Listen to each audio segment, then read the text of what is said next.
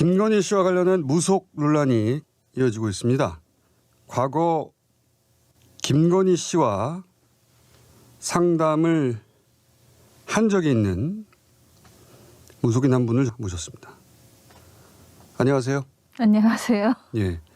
지금 무당 생활을 하고 있는 하투시명입니다.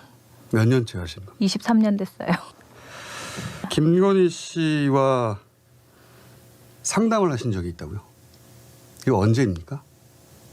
처음에는 자기가 누구라고 밝히지는 않았고 공연 기획을 하는 사람이라고 얘기를 하면서 미스 사이공 공연을 개최했다고 얘기를 했었어요. 코바나 콘텐츠에서 2011년 미스 사이공 뮤지컬을 기획해서 공연하던 때거든요. 그때 저보고 공연을 보러 와라. 그렇죠. 그래서 이제 제가 미스 사이공으로 다 저장을 해놨던 거죠. 기억하기 편하게. 전화번호를. 네. 혹시 코바나 콘텐츠라는 단어도 그때 들어보셨어요? 그때 코바나 콘텐츠라는 그 명칭은 기억을 하고 있어요. 왜냐하면 저에게 이 이름은 어떠냐라고도 물어봤던 기억이 있어요. 처음에는 어떻게 연락을 받으신 겁니까? 060 인터넷 사이트거든요. 네. 060이라는 게 어떤 서비스죠? 그 전화로 상담하는 곳인데 저도 그거를 했었어요. 060으로 전화가 왔다? 예, 저랑 통화를 하다 보니까 뭐 마음이 맞았겠죠. 한 번 해가지고는 전화번호를 물어보지는 않거든요. 아, 처음에는 060으로 했다가 몇 번 대화를 나누는 과정에 마음이 맞는다 싶어서 따로 전화번호를 물어봤다? 그렇죠. 그거 이제 따로 통화할 때 미스 사이공이란 얘기가 이제 나오기 시작한 거예요. 잠이 안 올 때, 궁금하실 때, 뭐 이럴 때 자주 통화했고. 그분이 지금 김건희 씨라는 건 언제 알게 되신 거예요? 근데 작년 10월 달인가? 이제 어쨌든 저는 텔레비를 보지를 않아요. 저는 줄리가 뭔지도 몰랐었어요. 어떻게 하다가 아침에 유튜브를 보게 됐던 것 같아요. 유튜브를 보고 확신을 했어요. 어떤 대목에서? 김범수. 왜 김범수 씨 이야기가 나오자? 그 얘기를 저랑 상담을 좀 여러 번 했으니까. 제가 이 분을 기억하는 거는 미스 사이공, 그 다음에 남자친구가 검사였다. 그 다음에 김범수 아나운서. 그 다음에 코바나 콘텐츠 나오고 미스 사이공도 나오고 그리고 무슨 그러면 총 얼마 기간 동안 그런? 꽤 오랫동안 기억은 해요. 꽤 오랫동안. 예. 왜냐면 제가 거기서 오래 살다가 이사를 갔을 때까지 통화를 했으니까. 제가 기억하는 김건희 씨는 사회성이 상당히 발달되어 있는 분이에요. 저랑 주로 사업적인 얘기를 많이 나눴거든요. 사업적인 얘기를 하면 어떤 의미? 이제 사업을 성공해야 되니까 인맥이 어떻게 생길 거냐 안 생길 거냐는 등 처음에 김범수 아나운서를 영업 이사를 안 치기 전에 저에게 먼저 물어봤었어요. 사주팔자를 불러줬었거든요. 영입을 하고 나서도 저에게 상당히 많은 질문을 했어요. 그러니까 사업에 도움이 될 만한 사람인가? 라는 취지로. 이제 그렇죠. 사업을 요걸로 추진하려고 하니 이런 사람이랑 이제 맞느냐 안 맞느냐 그것 때문에 이 이사들을 좀 많이 물어봤어요. 아, 이사들에 대해서 물어봤다고요? 이사님들. 요 자리를 이 사람을 넣으면 괜찮겠냐. 주요 직책에 대해서 이런 사람은 이 자리에 어울리겠냐 뭐 그런 취지로. 알겠습니다. 사귀는 사람이 검사라는 말도 했다고요? 그냥 사주팔자를 불러주시면서 성격이 의심이 많아요. 근데 이제 얘기를 하나하나씩 이제 시간이 지나다 보니까 하나하나씩 하게 됐는데 이제 사주팔자를 불러주시고 그 이제 누구냐 제가 물어봤어요. 남자친구라고 그러니까 검사라고 하시더라고요. 검찰총장까지 갈 수 있겠냐고 물어봤어요. 저에게. 저는 기억나요. 왜냐하면 검찰총장이 되겠냐고 물어본 사람 그 사람 하나예요. 23년 동안 저 겁나 바쁜 사람인데 진짜 바쁜데 저는 검찰총장의 단어를 쓴 사람은 처음 만나봤어요. 그렇기 때문에 정확히 기억해요. 그러니까 주로 사업 관련 질문들 또 그리고 나중에는 만나는 사람이 있는데 검찰총장까지 올라가겠느냐. 네, 그 얘기를 했어요, 저랑. 이 사람을 통해서 높으신 뭐 이렇게 뭐 그런 사람들 있잖아요. 그 사람 통해서 만날 수 있겠냐라고. 근데 그걸로 통해서 인맥을 넓힐 수 있냐라는 얘기를 했었던 기억이 있어요. 이 사람이 나를 그걸 도와줄 수 있는 사람이냐라고 물어봤다고요. 근데 제가 그때 뭐라고 했냐면 그냥 본인 스스로 조금 개척하는 것이 훨씬 좀 좋지 않겠냐. 이제 포가 커요. 포부가 크다고요. 그 김건희 씨가. 검찰총장 단어는 이 사람이 처음 썼다니까요. 23년 동안. 검찰총장까지 갈 수 있겠냐? 이 사람을 통해서 여러 인맥을 넓힐 수 있겠느냐? 그런 다리를 놔줄 수 있는 사람이냐라고 물어봤다고요. 그래서 혼자 스스로 넓히라고 그랬어요. 제가. 그 기자회견 할 때 저는 그날 그 김건희 씨 뉴스를 보면서 손이 다 떨렸어요. 이 사람이 그 사람이었구나. 알겠습니다. 김건희 씨가 이제 여러 의사결정을 무속에 의지한다라는 취지의 보도들이 있었거든요. 그래서 어떻게 생각하세요?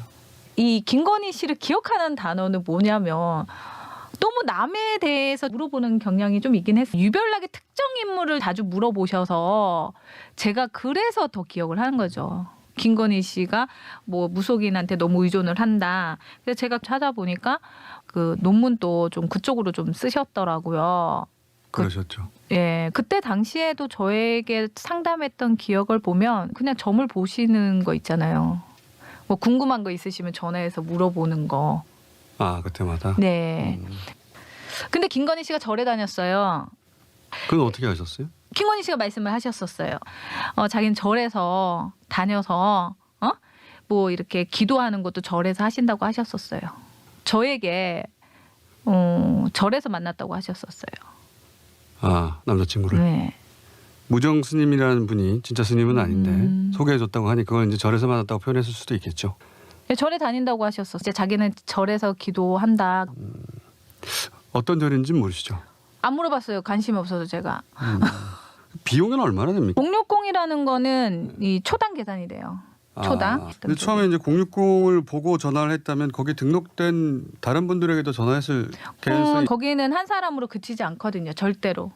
내가 마음이 맞으면 그 사람한테 전화를 하고 또 그 사람이 전화를 안 켜놓으면 답답하니까 딴 사람한테 전화 또 해서 물어보고. 패턴이 그렇다? 패턴이 다 똑같아요. 그거는.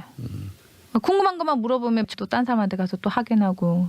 제가 060을 하면서 그 사람들이 절대로 한 사람한테 상담했다? 그런 적은 한 번도 없어요. 그때 김건희 씨 저한테 그랬어요. 자기 거를 잘 보는 사람 별로 없다고.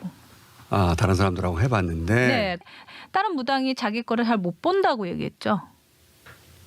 개인의 기륭 화복에 대해서 물어보기도 하고 사업성 물어보기도 하고 그런 건 흔한 일이잖아요. 그럼요. 예, 그런 일은 23년이나 하셨으니까 많은 분들을 만나셨을 텐데.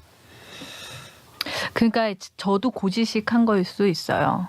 이게 영부인이라는 거는 좀 이렇게 우리가 우러러 볼 수 있는 사람이어야 된다는 거죠. 근데 제가 기억하는 그 김건희 씨는 그때 제가 대화를 해봤잖아요. 대화를 해봤을 때 좀 그렇지 않을까?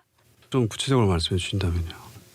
뭐 이렇게 대화를 나눌 때 보면 이 사람이 영부인 후보라고 이렇게 제가 되는 거죠. 근데 뭐 어떻게 변했을지는 저도 모르죠. 근데 그때 인품으로는 설마 이렇게 되는 거예요. 대통령의 부인이 될 수도 있으니까. 제일 걱정됐던 부분은 남의 거를 너무 궁금해하세요. 그게 왜 걱정되셨죠? 그러니까 이게 국민으로서 말씀드리는 거예요. 국민으로서.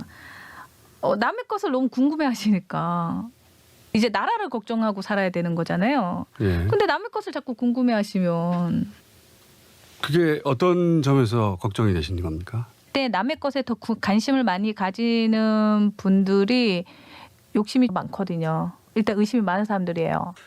그러니까 이제 인터뷰를 하시게 된 우선 자연인으로 내가 10년 전 만났던 김건희 씨가 영부인의 인품인가 하는 그런 우려 하나하고 또 하나는 남의 일을 너무 궁금해한다. 욕심도 많고 그게 이제 국민으로서 걱정이 된다 이런 취지시잖아요. 그래서 설마 저분이 왜? 이렇게 된 거예요. 제가 전 봤던 내용들이 있잖아요. 기억하는 내용들이. 다 우려돼요. 한 국민으로서.